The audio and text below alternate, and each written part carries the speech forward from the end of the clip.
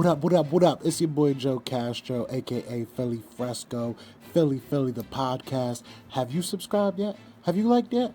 I don't know, but I'm gonna give you a couple seconds. This is gonna be on a couple seconds. Do it right now, right now, right now.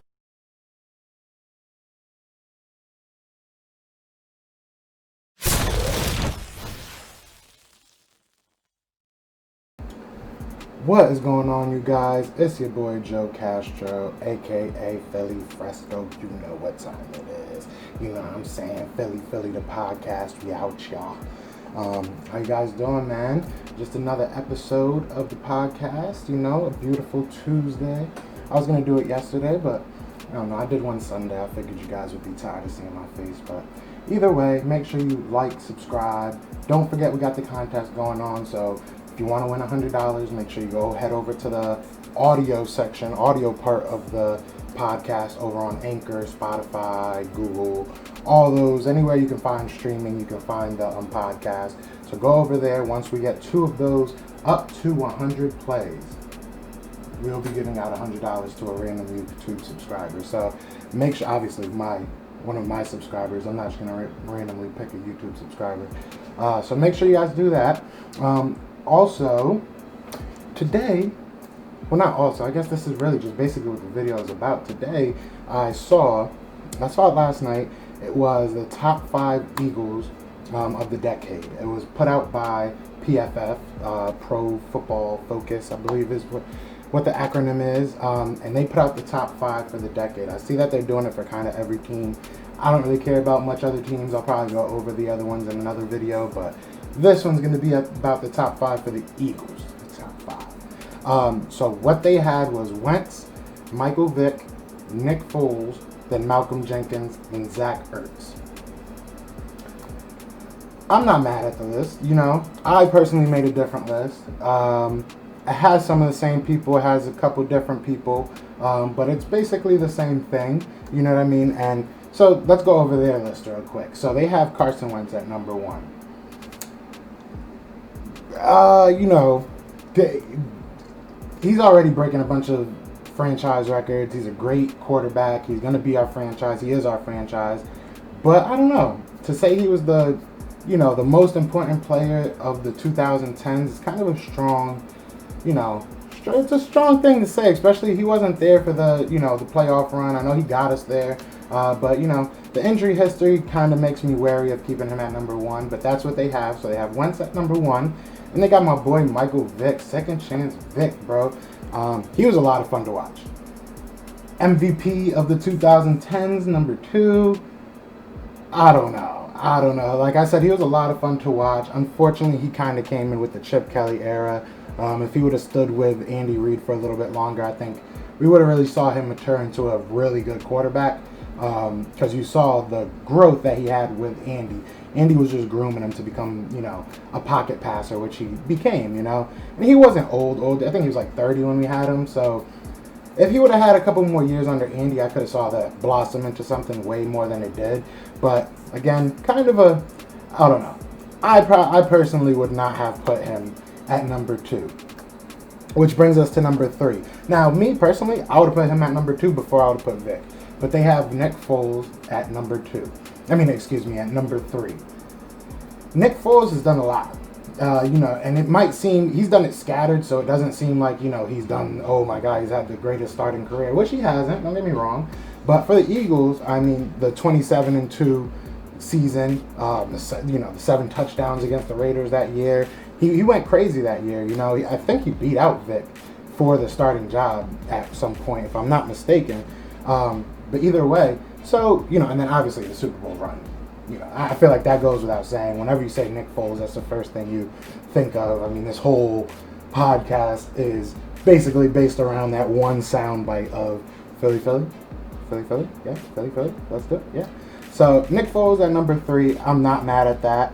I can see that. I'm cool with that. But like I said, going by their list, I probably would have put Nick Foles over Vick. Just the accomplishments. And Michael Vick was a lot of fun to watch. Do not get me wrong. And that whole offense was a lot of fun to watch. But if we're going off, who was the most important player of this decade, I'm putting Nick Foles over my boy Vick. But that's my boy. Just know that. I miss playing with him as the Falcons when in Madden, bro. Dude was freaking OP. But anyway, so number 4. Not number 8. Number 4. So number 4 is going to be Malcolm Jenkins. Not mad at this. I think he's probably the best free agent signing of my, lifetime as an Eagles fan. That was a huge. I mean, and then you get Brandon Brooks. I think we got him that same year. So that was just a great year.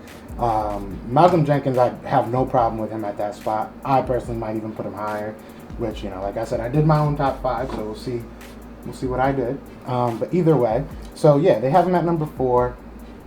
You can't argue with that. He's been solid year in and year out.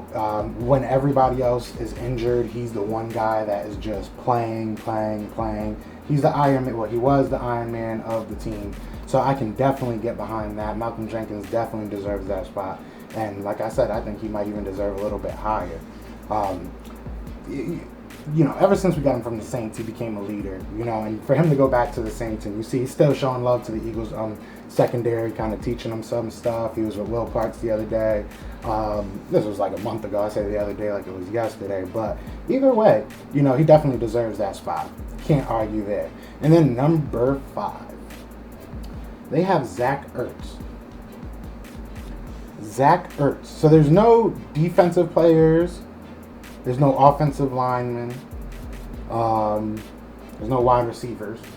Which we didn't really have any good wide receivers this decade anyway, outside of like Deshaun Jackson. But they have Zach Ertz.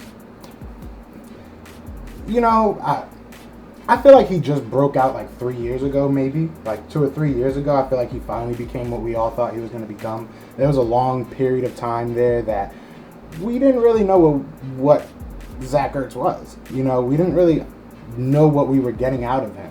So, I mean, I don't know.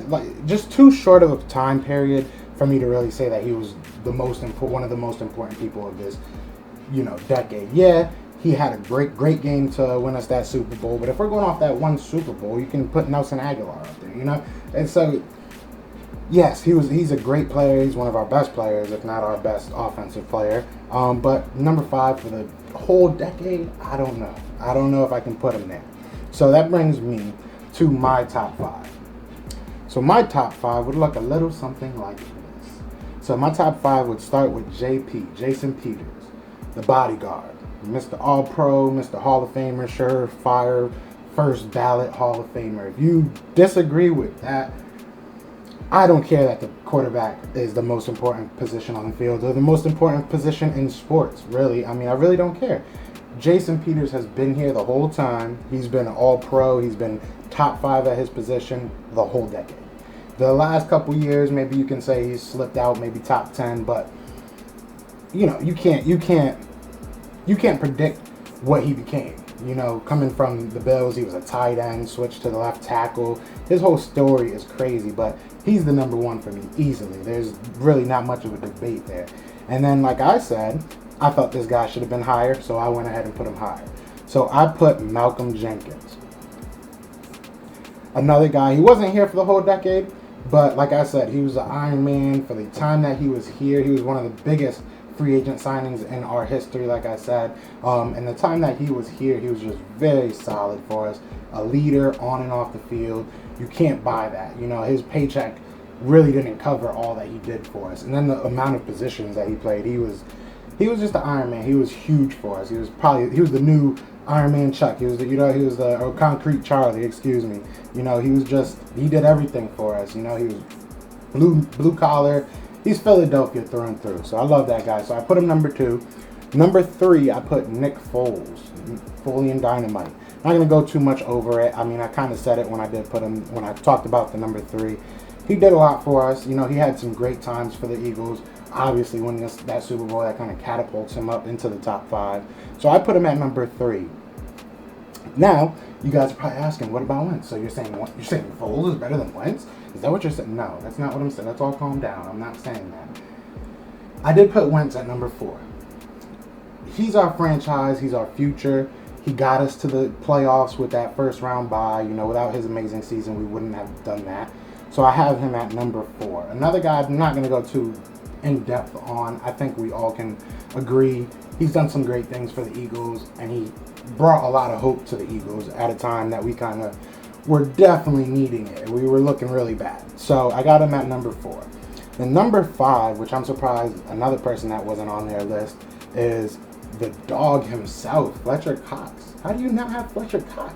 Like, come on, man. Fletcher Cox is top 2 at his position, and some people will argue he's right there with Aaron Donald. I can't say he's better than Aaron Donald. The Eagles fan in me wants to say it, but the realist of me knows, it's probably at the very best, it's tied, But Fletcher Cox has held that defense down through and through. When we were playing 90 minutes on defense and 10 minutes of offense when Chip Kelly was here, it was Fletcher Cox that kept that team going. Also, don't get me wrong, Malcolm Jenkins kept that secondary down, but to be rushing the passer for 90 freaking minutes again, I'm obviously over-exaggerating, but he was out there through and through, injuries, everything. Last year when he like damn near broke his arm or something and went right back out the next series. Like he's a dog.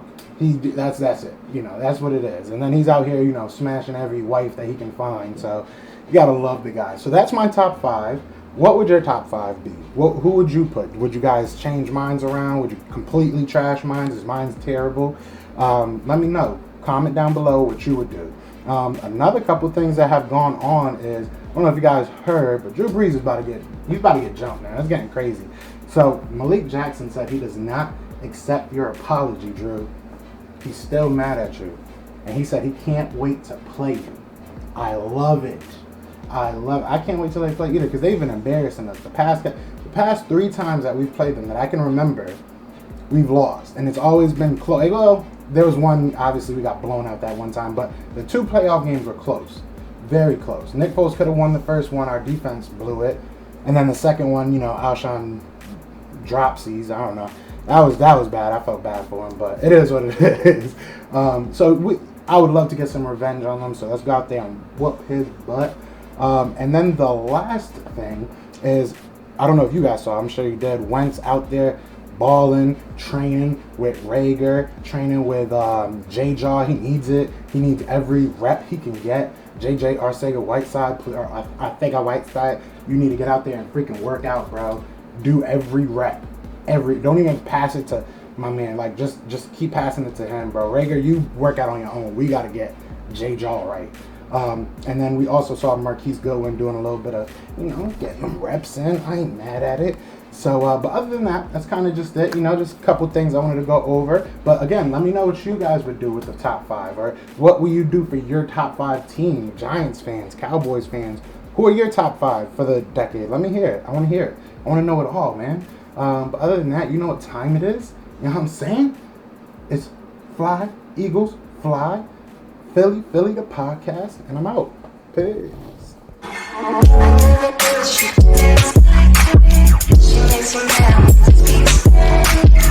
¿Cómo se llama?